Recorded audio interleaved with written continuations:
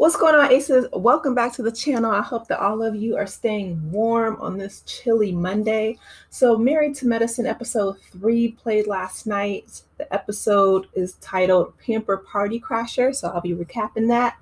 And when I tell you that Sweet Tea is carrying this season on her back, it reminds me a lot of Kiki from Love of Marriage Huntsville, carrying and Nell Fletcher carrying the entire season. And I feel like, after these ladies have been on reality TV for so long that they are pretty well seasoned. And so they can maneuver this reality TV game a lot more efficiently than Sweet Tea. But speaking of seasoned professionals, the episode opens with Dr.Jackie and Dr.Simone, and they're eating lunch, which is great, right? I always like to see them together and, talking about their businesses. They both practice medicine as OBGYNs in Atlanta.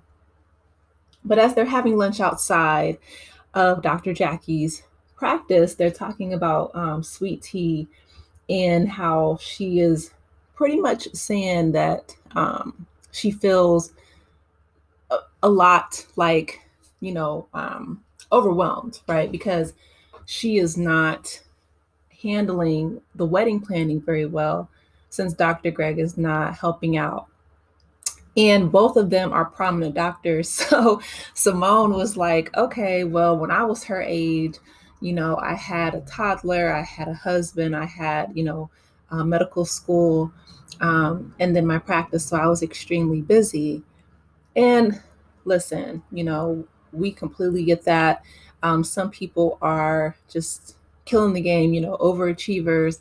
But Sweet Tea, you can tell that she's a little bit more relaxed in her approach to life. She was raised in Arkansas. She wasn't raised in a big city like Atlanta, right?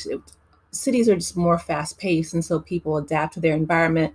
Whereas if you're raised in like a rural town somewhere in Arkansas, you're going to adapt to, your surroundings and take a little bit of a nicer, slower pace in life.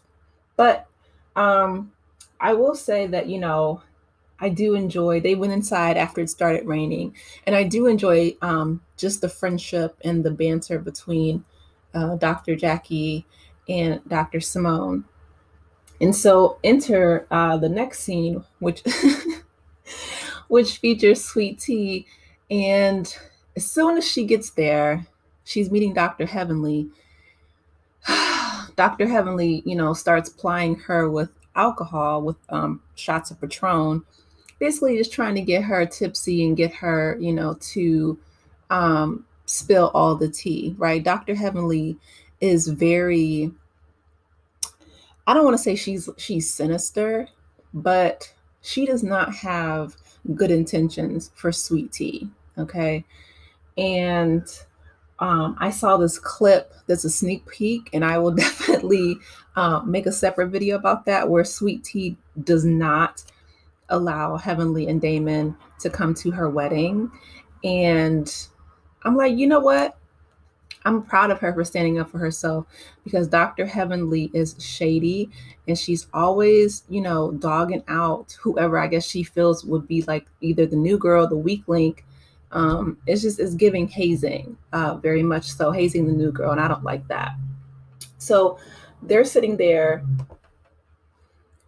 on the patio of the restaurant, and as soon as Sweet Tea sits down, I mean, they don't even order, appetizers or anything. She's like, well, she's getting married, so let's get her some shots of Patron.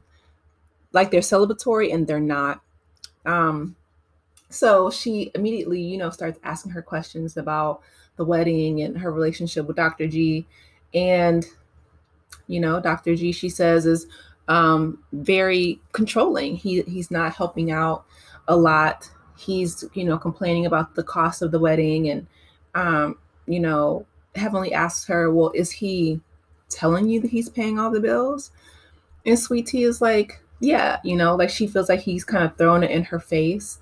And listen, their situation is very, I don't want to say it's transactional, but they're getting married, and so they are two people becoming one. I feel like they're helping each other, right? Dr. G wants a child, and Sweet Tea wants a husband to take care of her. That's very common, you know what I mean? But what's unfortunate is that it doesn't seem like he's grown a lot, because not only is he having the same issues that he had, when he was married to Quad, the Quad brought up on the show, he's also bringing up Quad to his new bride. Like, ain't nobody got time for that. Don't nobody want to hear that. It just seems like Dr. G is kind of stuck in that same place that he was um, developmentally, right? I was hoping that he would have evolved a little bit from his divorce, but it doesn't seem so. So he's complaining, that he feels like since he, is paying all the bills, he shouldn't have to help out with anything. And I feel like, that's again unfortunate. She feels like she's overwhelmed. She feels like she needs an assistant. That's what Dr. Simone brought up. They were laughing. But I think that I mean, if they can afford it, if Dr. G and her can afford it, because she does work from home. Like, she works for the government as a program manager, I believe she said.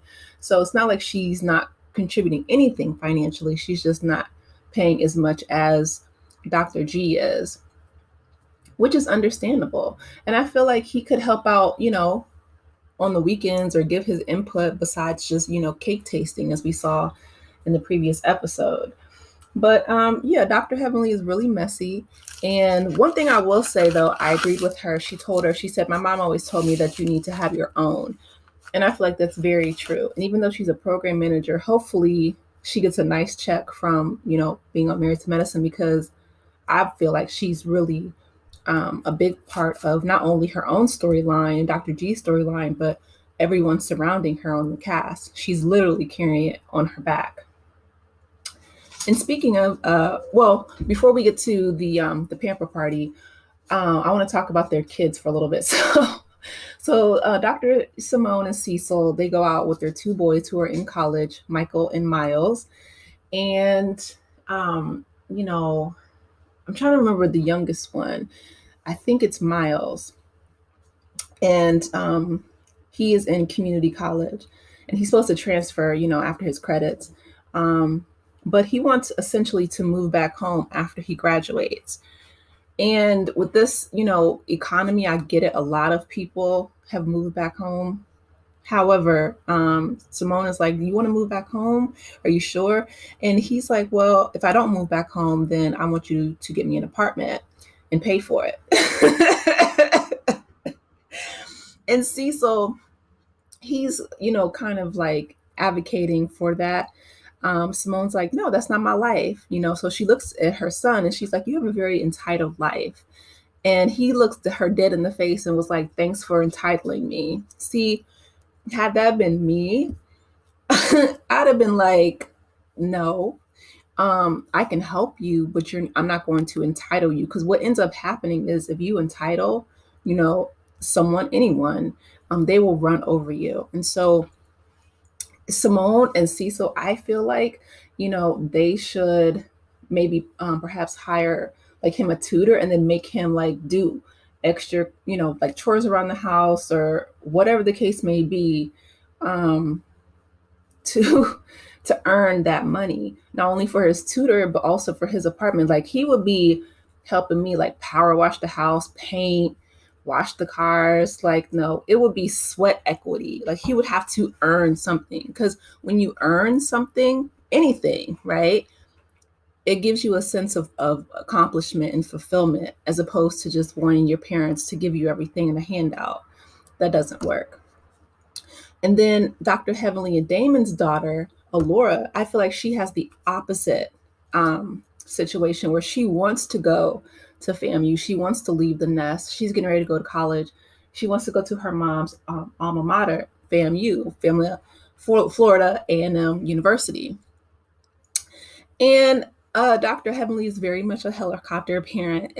Damon as well. They want her to, go to Spelman or stay close to Atlanta, because they're like, if something were to happen, you're a girl and blah, blah, blah. It was just giving, double standards, which, I mean, they're old school, so I guess I understand that. But at some point, you need to be able to trust that you raised a level-headed daughter and to let her go.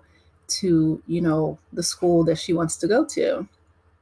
So the episode ends with, Sweet Tea having, the Pamper Party that Toya is throwing her, like her Bachelorette Party, and Phadrea being messy Fei. She brings Quad, and it really upsets, Sweet Tea, because why would you bring your husband's ex-wife to the new wife's Bachelorette Party? Like, that makes sense. So it does. I can understand, because Quad does need to film and she is on the show, but I feel like Sweet Tea, I really wish that she would have played it a little bit more, like chill, like she just would have let it roll off her back, or just asked her to leave and say we can film something else. But she is learning she's learning the reality TV ropes, right? This is her first season, as opposed to the other ladies who have been on reality televisions for the past, 10 seasons. And then Phadrea was on Real Housewives of Atlanta. So I enjoyed this episode. I want to hear from you guys. What are your thoughts? I'm looking forward to seeing how the season progresses. But I'm going to make a video about that sneak peek, because shout out to Sweet Tea for standing up to herself against Dr. Heavenly. Not many do. And I'm looking forward to that next episode. But I want to hear from you guys. Drop down in the comments. Let me know your thoughts. Please be sure to like, share, and subscribe if you have not done so already. And I will talk to you later. Take care, Aces. Bye.